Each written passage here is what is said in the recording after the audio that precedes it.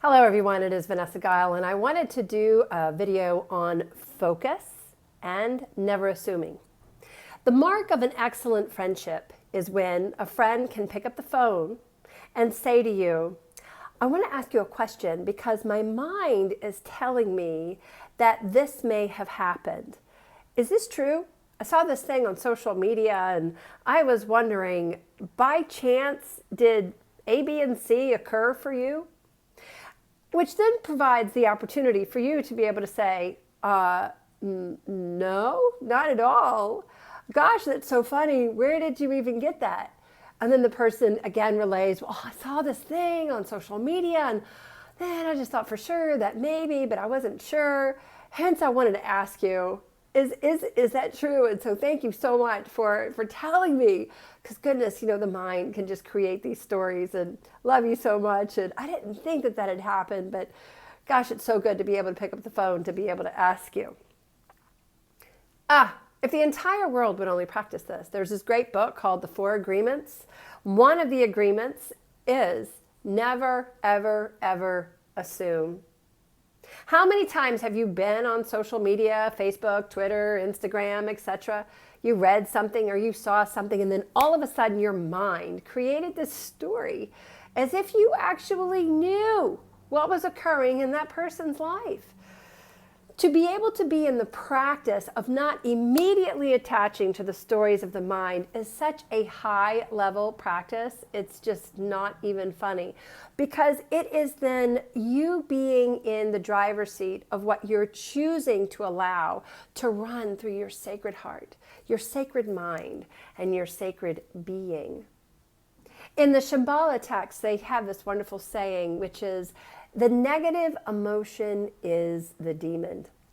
The negative emotion is the demon. And it's so true. As you were driving down the highway and you're chewing on the story about someone and you just know that this happened because of this and that and na, and you haven't even picked up the phone and asked the person if it's true. Who is the one that's suffering?